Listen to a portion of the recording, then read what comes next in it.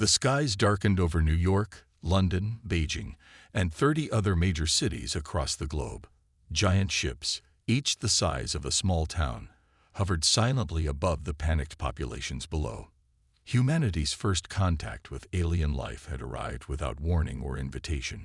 For the first 24 hours, the ships remained silent. World leaders scrambled to establish emergency protocols, while military forces mobilized around the globe. News networks broadcast nonstop, showing the same terrifying images of the metallic behemoths that blocked out the sun. On the morning of the second day, the ships transmitted a message simultaneously to every electronic device on Earth. "People of Earth," began the message, delivered in perfect, accentless English. "You are now under the protection and authority of the Galactic Council. Your planet contains resources vital to the continued prosperity of civilized space. Submit to resource extraction rights, and you will be permitted to continue your existence under our guidance." President Garcia of the United Nations Emergency Committee responded with humanity's voice. "We welcome peaceful contact with other civilizations, but Earth and its resources belong to humanity. We invite dialogue as equals." The alien response came swiftly. "The Council does not negotiate with pre-FTL species. You have 12 Earth hours to reconsider." Military analysts worked frantically to assess the alien capabilities. Satellite imagery showed the ships possessed energy shielding and weapons systems far beyond human technology. Yet there was hope. Unusual radiation signatures suggested potential vulnerabilities in their propulsion systems. 11 hours and 58 minutes after the ultimatum, President Garcia broadcast humanity's answer. "Earth remains sovereign. We will defend our home." The Council's response was immediate and horrifying. One ship broke formation above Osaka, Japan, a city of 2 million people. A beam of blue-white energy stabbed downward. The center of Osaka vanished in a flash of light, leaving a perfectly circular crater 3 miles wide. "This demonstration should clarify your position," the Council message stated. "You have 1 hour to surrender." General Powell, commander of Earth's Unified Defense Force, had anticipated this response. During the ultimatum period, every available missile system had been quietly repositioned. Experimental electromagnetic pulse weapons, previously untested outside laboratories, were deployed near each hovering ship. "Execute Operation Defiance," Powell ordered. Around the world, humanity struck back. Thousands of conventional missiles launched simultaneously, most to be destroyed by alien defenses. But they served their purpose: distraction.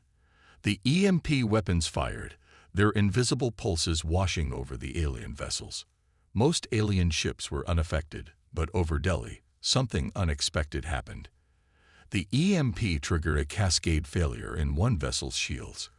Conventional missiles penetrated its hull, and the massive ship began to list sideways before plummeting toward the outskirts of the city. Emergency systems aboard the alien craft prevented total destruction, but the ship made a controlled crash landing in an industrial zone. Earth forces swarmed the site, securing it before alien rescue teams could arrive. Inside, they found technology beyond imagination, and the first aliens ever seen by human eyes. The Council representatives were tall, gray-skinned beings with 4 arms and compound eyes that reflected light like precious gems. More importantly, they found fear in those alien eyes. The remaining Council ships retreated to higher orbit, their communications suddenly silent. Earth had done the impossible, bloodied the nose of a galactic power that had conquered countless worlds. In the Council command vessel, Admiral Drek stared at the tactical display in disbelief. "How did primitives damage one of our ships?" "Impossible." His second-in-command, Officer Tren, looked troubled. "Sir, preliminary analysis suggests their electromagnetic weapons were more advanced than our intelligence indicated, and their military response was coordinated. These humans are not like other species we've subjugated." Admiral Drek's jaw tightened. "It changes nothing. We will crush them, but more carefully now. Send word to the Council. We need reinforcements and a new strategy." On Earth, as governments worldwide declared a state of emergency, General Powell stared at the recovered alien technology. "They'll be back," he said softly. "And next time, they won't underestimate us." The first battle was over. The war for Earth's survival had just begun. 3 months after the failed invasion, Earth had changed. Military checkpoints controlled city access. Advanced weapon systems crowned skyscrapers. Scientists worked around the clock studying alien technology from the crashed ship. But the aliens had not returned, at least not in ways humans could easily see. The first sign of trouble came when Dr. Miller, lead researcher on alien propulsion systems, died in his sleep. Doctors called it a heart attack. Then Professor Wilson, expert in alien communications, fell from her balcony. An accident, police said.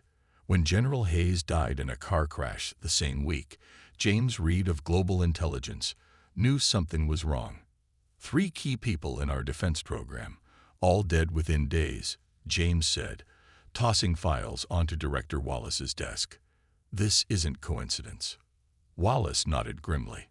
"We've detected unusual energy signatures in 15 cities.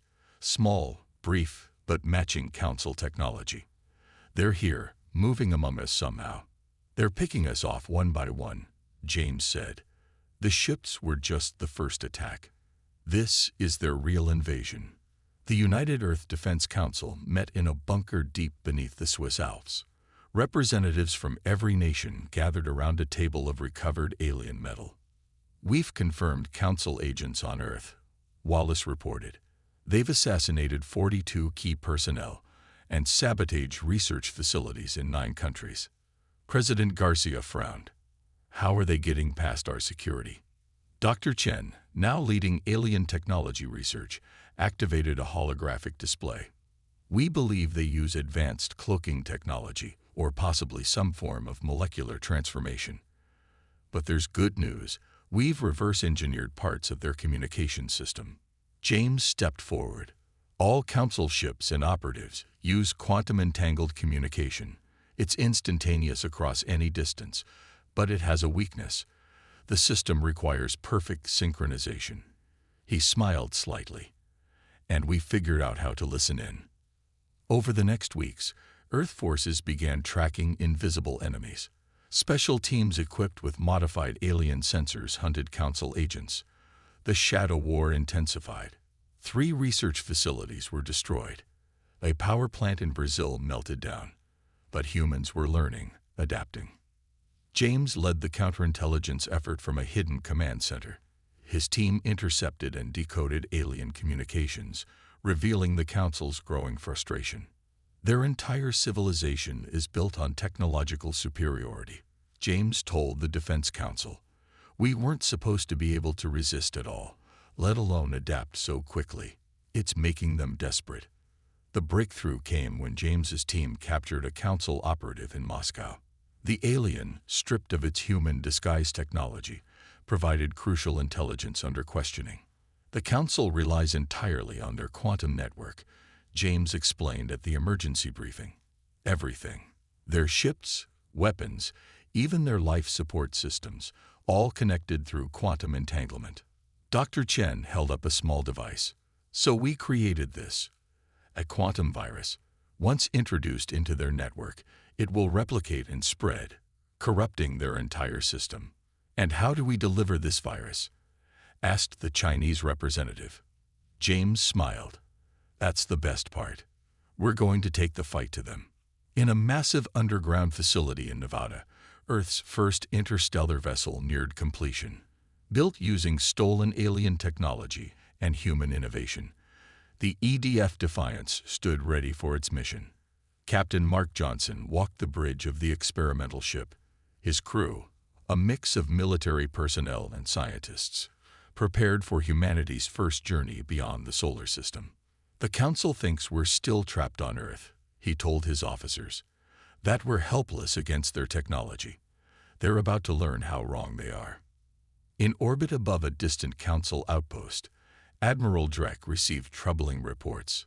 Human resistance remained strong despite months of covert operations. "Impossible," he muttered. They should have surrendered by now. His communications officer approached nervously. "Sir, Central Command is demanding results." The Council grows impatient. Drek slammed his fist down. "Double our agents on Earth. Increase targeted eliminations.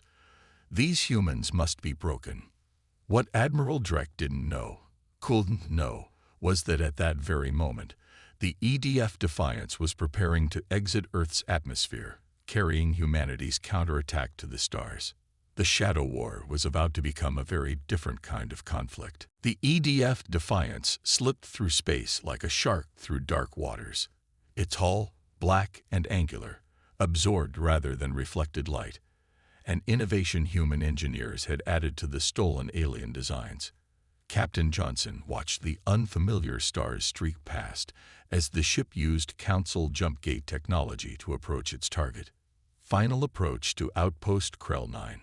Lieutenant Rodriguez reported, "We're still registering as a Council supply vessel on their scanners." Commander Davis, leader of the strike team, checked her weapons one last time. The 30 soldiers under her command did the same, their faces grim and determined. They carried specially designed rifles that incorporated both human and alien technology, weapons the Council would never expect. "Remember," Davis told her team, "we move fast, we hit hard, and we get out. Primary objective is deploying the quantum virus. Secondary is capturing their database intact." Captain Johnson's voice came through the comm. "Outpost has cleared us for docking. Approach begins in 3 minutes." The Defiance glided toward a spinning space station orbiting a barren moon. Shaped like a metal snowflake, the station was a Council communications hub, relaying orders and intelligence across 50 star systems. Initiating docking sequence, Rodriguez announced. "Clamps engage." The moment the airlock sealed, chaos erupted. Alarms blared as the station's sensors finally recognized the Earth vessel for what it was. "Go, go, go," Davis shouted. Her team poured into the station, encountering immediate resistance. Tall, gray-skinned aliens fired energy weapons down the corridor. Human soldiers returned fire, their hybrid weapons punching through alien armor with surprising effectiveness. "Push forward. Alpha Team, secure the command center. Beta, with me to the main server room." The station's defenders, never expecting an attack from primitives they'd dismissed as trapped on their home world, fought with increasing desperation. Davis led her team through the twisting corridors, following the map stolen from Council databases months before. In the command center, Alpha Team secured the few surviving alien officers. "Sir, we have control of the command systems," the team leader reported over comms. "Initiating lockdown to prevent distress signals." Davis and Beta Team reached the server room, a massive chamber filled with glowing crystalline structures. "Dr. Wong, you're up," Davis ordered. The scientist rushed forward, carefully connecting a small device to the main crystal array. The quantum virus, designed to spread through the Council's entangled communication network, would infect every connected system. "Virus uploading," Wong reported. 20 seconds to completion. Suddenly, a hidden door slid open.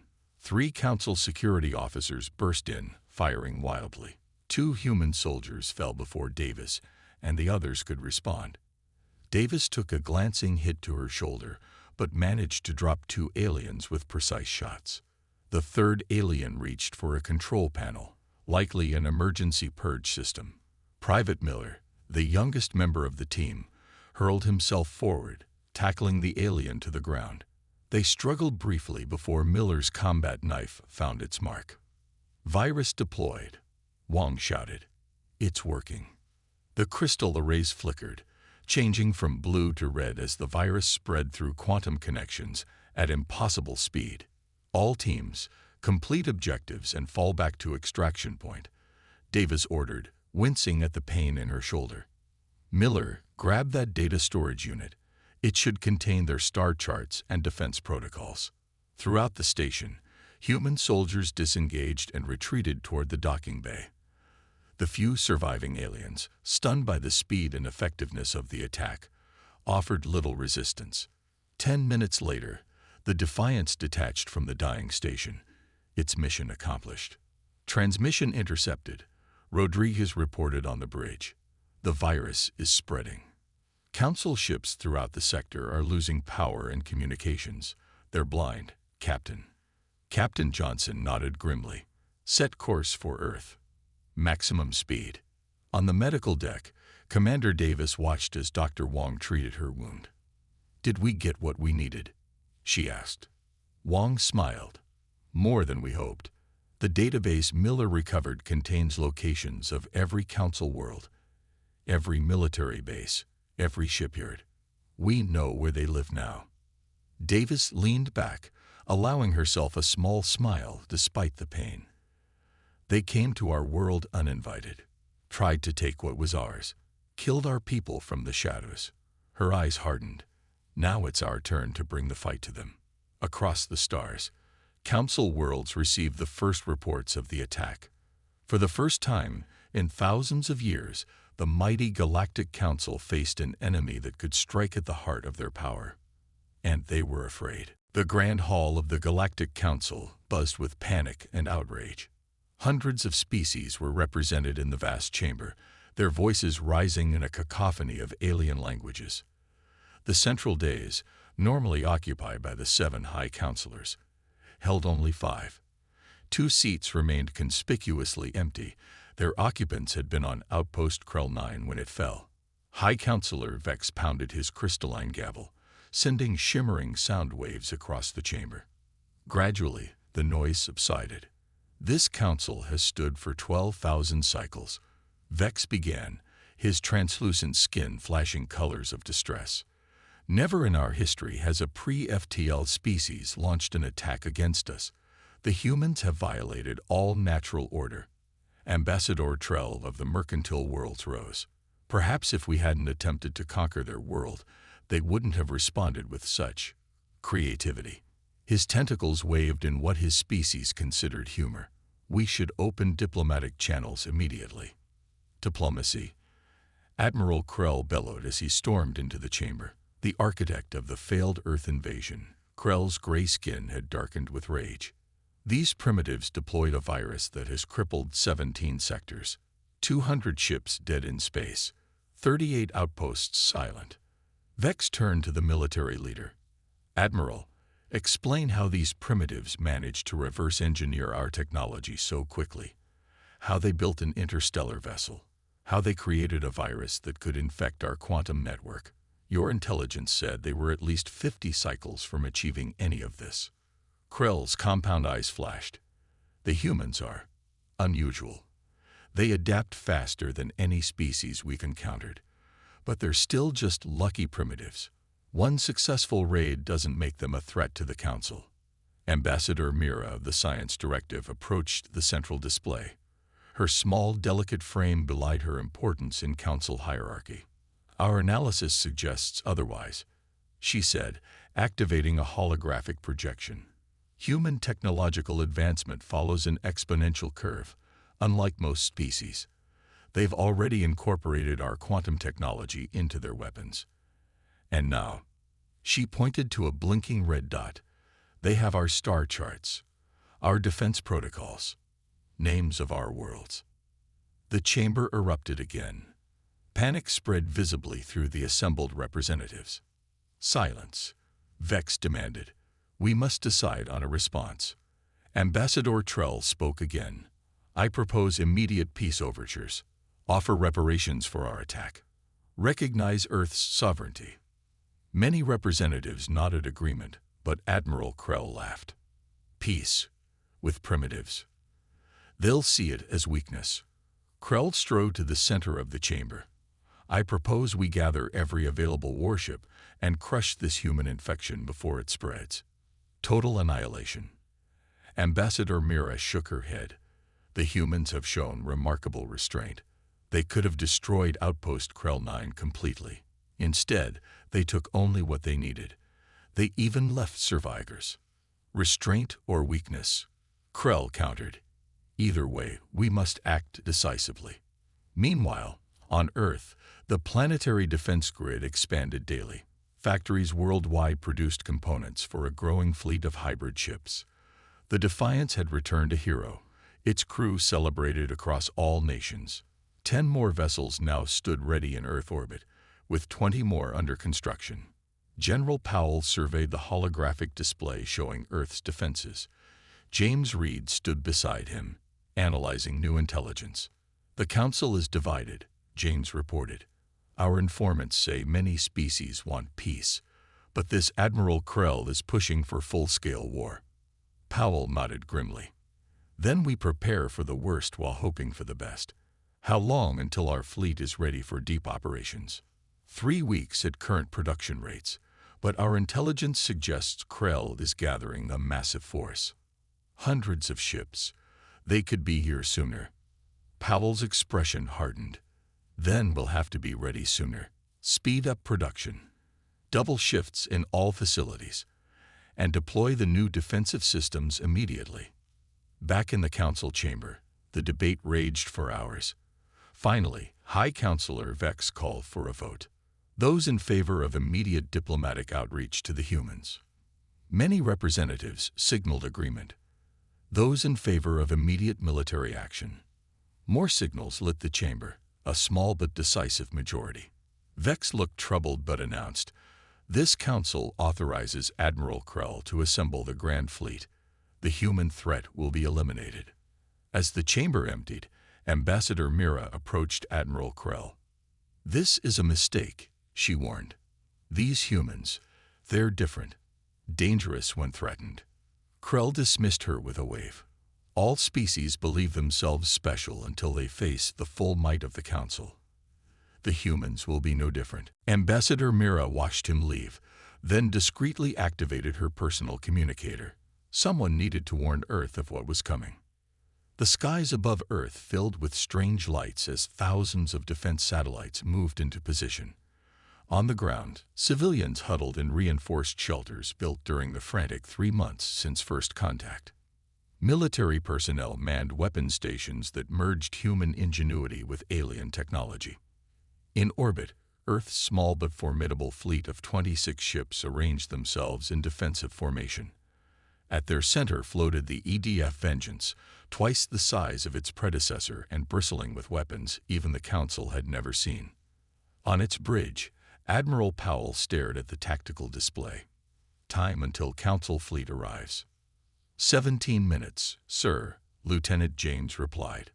"Our deep space sensors confirm over 400 vessels approaching.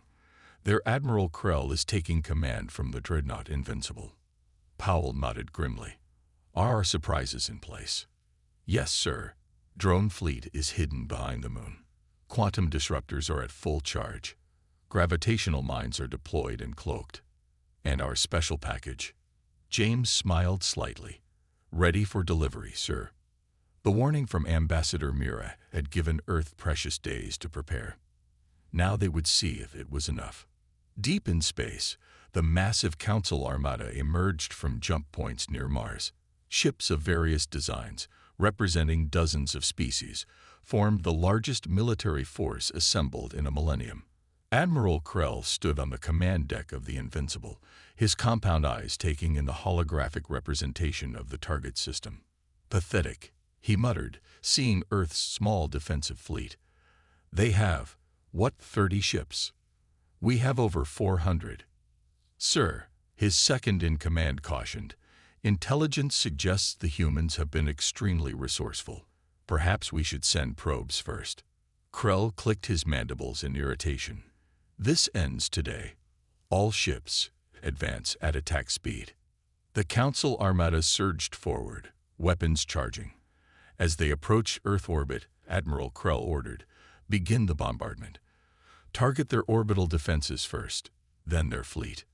But as the first Council ships came within range, Earth sprung its trap. Hidden emitters on the moon activated, bathing the space between Earth and the approaching fleet in quantum disruption fields. Council ships suddenly lost communications with each other. Their weapons, dependent on quantum targeting, faltered. "What's happening?" Krell demanded as his ship's systems flickered. Before his officers could respond, 1,000 small craft emerged from behind the moon. Earth's drone fleet, unmanned and guided by advanced AI. They swarmed toward the council ships like angry insects. "Destroy those toys," Krell ordered. Council weapons fired, destroying dozens of drones. But there were hundreds more, and each carried a single devastating payload. Gravitational charge bombs, designed to create localized gravity wells that could tear ships apart. The first wave hit. 20 council ships imploded as their hulls collapsed under impossible gravitational forces. The second wave struck seconds later, claiming 30 more vessels. "Impossible," Krell shouted as his tactical display showed ship after ship disappearing. "How can primitives defeat our technology?" Earth's manned fleet moved forward, targeting the largest council vessels with precision strikes. Their hybrid weapons, combining council energy technology with human nuclear physics, punched through alien shields with surprising ease. At the edge of the battle, Ambassador Mira watched from her small diplomatic vessel. "They adapted," she whispered, "just as I warned." The council fleet, expecting an easy victory, fell into disarray. Without coordinated command due to the quantum disruption, individual captains made desperate decisions. Some pressed the attack. Others retreated. Many were destroyed by Earth's unexpected defenses. Admiral Powell watched the chaos with grim satisfaction. "Launch the package," he ordered. From the EDF Vengeance, a single missile streaked toward the Invincible, Admiral Krell's flagship. It wasn't a weapon, but a specially designed boarding craft carrying Commander Davis and her elite strike team. The craft pierced the Invincible's weakened shields and drilled into its hull. Within minutes, Davis's team fought their way to the bridge. Admiral Krell turned in shock as the doors to his command center burst open. Human soldiers poured in, their weapons trained on the council officers. Commander Davis stepped forward, her face scarred from previous battles. "Admiral Krell, your fleet is defeated. Your ship is captured. Surrender or die." Krell stared in disbelief at the human before him, then at the tactical display showing his once mighty fleet in ruins. Nearly half his ships destroyed or disabled, the rest in retreat. "How?" he managed to ask. "You were nothing. Pre-FTL primitives."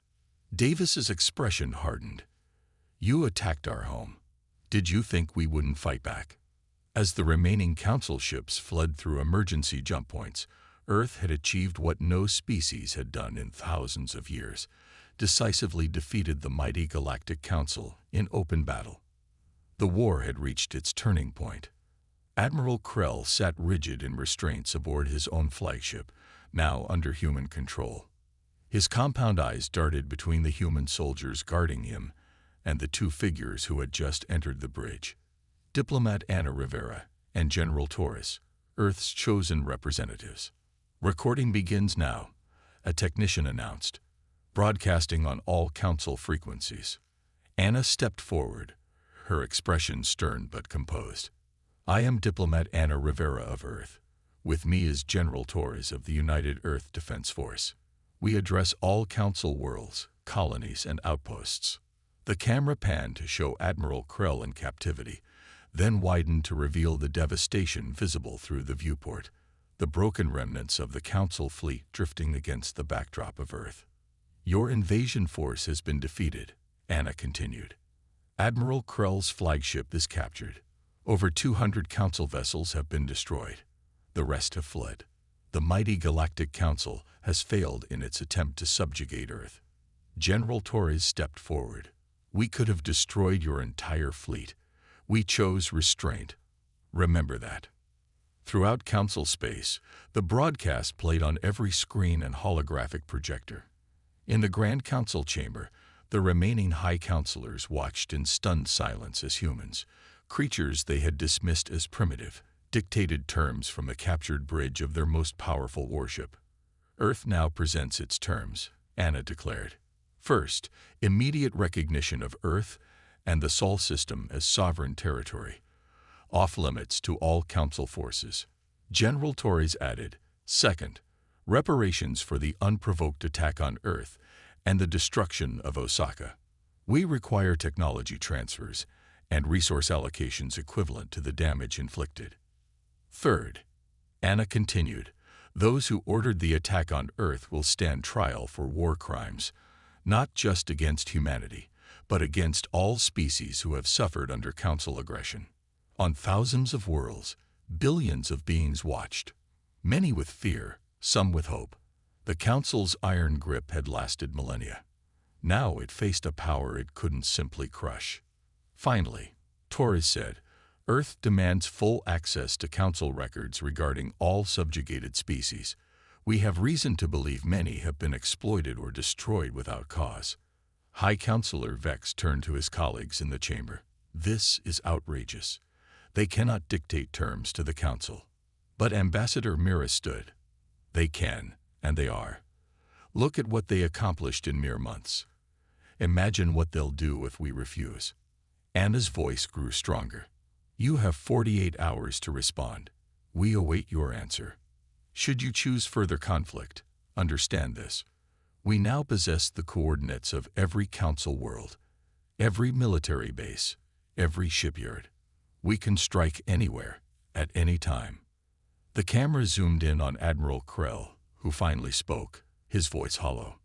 They will come to your worlds as we came to theirs, but they will not show the mercy we denied them.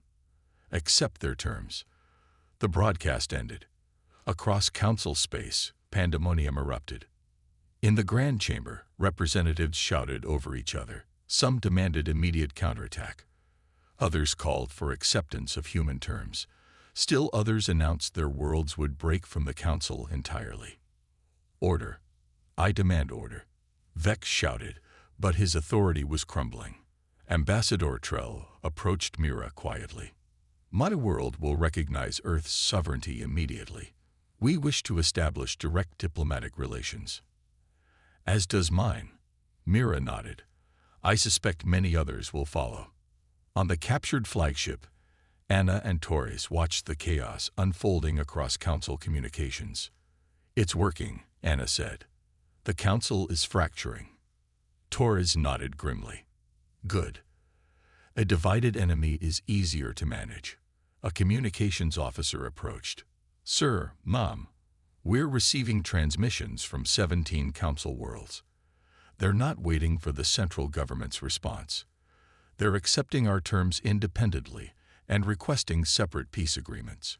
Anna raised an eyebrow. 17 already. And more coming in every minute, the officer confirmed. Torres turned to Anna. It seems the Council wasn't as united as they appeared. Empires built on fear rarely are, Anna replied. Once that fear is broken, everything else follows. In his restraints, Admiral Krell watched in despair as the empire he had served for centuries began to unravel in real time. You don't understand what you've done, he told the humans. The Council maintained order for thousands of years. Anna stared coldly at the alien who had ordered the destruction of an Earth city. Your order was built on subjugation and fear.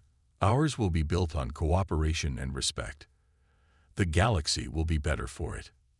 As the hours passed, more Council worlds broke ranks. The mighty Galactic Council, unchallenged for millennia, was collapsing, not just from Earth's military victory, but from the weight of its own oppression. A new galactic order was about to emerge. 6 months after the decisive battle, the massive dome of the former Council Grand Chamber sparkled with new light. Gone were the elevated platforms that had once separated high councilors from lesser species. In their place stood a circular arrangement of equal stations, representing the founding members of the new Galactic Federation. Anna Rivera, now serving as Earth's first galactic ambassador, walked the chamber floor with quiet pride. Beside her strode Ambassador Mira, whose early warning had helped save countless human lives. The last of the treaties will be signed today, Mira said, her delicate features brightening. 78 worlds have joined the Federation officially. 30 more have observer status. Anna nodded. And the trials. Proceeding as scheduled. Admiral Krell and the former High Counselors will face justice for crimes against multiple species. Mira's voice softened. Many civilizations are coming forward with evidence of council atrocities dating back centuries. The chamber began filling with representatives from across the galaxy. Some arrived in environmental suits, others floated in anti-gravity fields. All were treated with equal protocol, a stark change from council days when species were ranked by technological advancement and military power. General Torres, now Admiral Torres, entered wearing Earth's new diplomatic uniform. The scars on his face had faded but remained visible, a reminder of the cost of victory. "The last council holdouts have surrendered," he informed Anna quietly. "Their final military base in the Arcturus sector was abandoned yesterday. We found records there confirming what we suspected. 17 species were completely eradicated for resisting council rule." Anna's expression darkened. "Then today's ceremony is for them too." At the center of the chamber, a simple stone platform held a document, the Earth Accords. Written on actual paper, a rarity in galactic civilization, it established principles of sovereignty, mutual defense, and cooperation between all member worlds. Most revolutionary was its first article. All sentient species, regardless of technological advancement, possess inherent rights that cannot be violated. President Garcia of Earth stood ready to sign for humanity. Representatives from 77 other worlds waited their turn. The former Council planets mingled with newly liberated colonies and species that had hidden from Council detection for generations. For the first time, Garcia addressed the assembly. "This galaxy will be governed not by force or fear, but by mutual respect and cooperation. Earth didn't seek to replace one empire with another. We sought to end the very concept of galactic empire." A ripple of approval sounds. Everything from applause to harmonic resonance swept the chamber. One by one, representatives approached the Earth Accords, each signing in their own manner. Some used ink, others pressed appendages into biometric scanners. A few species left energy signatures or pheromone marks recognizable only to their kind. In a holding cell far below the chamber, Admiral Krell watched the ceremony on a small screen. His once proud frame had diminished, his gray skin dulled with stress. "You still don't understand what you've done," he told the human guard. "The galaxy needs strong leadership, central control." The guard, a young soldier who had fought in the decisive battle, shook his head. "That's where you're wrong. We don't need overlords. We need partners." Back in the chamber, after the last signature was recorded, Anna addressed the assembly. "Today marks not just the founding of the Galactic Federation, but a recognition of what Earth learned through this conflict, that diversity is strength. Each of our species brings unique perspectives and abilities." Ambassador Trell, representing the mercantile worlds, added, "The humans achieved in months what many thought impossible. They defeated the Council not just through force, but through innovation, adaptability, and remarkable determination." Ambassador Mira nodded. "When threatened, humans proved to be the most formidable species the galaxy has ever known. Yet in victory, they've shown wisdom rare among any people." The ceremony concluded with the activation of the new Federation Network, a communication system designed by Earth engineers that allowed instantaneous contact between member worlds without the vulnerabilities of the old Council system. As representatives mingled afterward, Admiral Torres found Anna at a viewport overlooking the planet below. Once the Council's capital, now the Federation's headquarters. "Was it worth it?" he asked quietly. "All the sacrifice, the lives lost." Anna watched the distant stars, each one now representing possibility rather than threat. "We came to the stars expecting wonder," she replied. "Instead we found tyranny. So we did what humans have always done when faced with oppression." Torres nodded. "We fought back. And in doing so," Anna said, "we gave the galaxy something it hasn't known in thousands of years." "What's that?" She smiled. "Hope." Across the chamber, representatives of 78 worlds, former enemies, new allies, and liberated peoples, began the difficult but essential work of building a galaxy where all could thrive. The age of the Council was over. The age of the Federation had begun.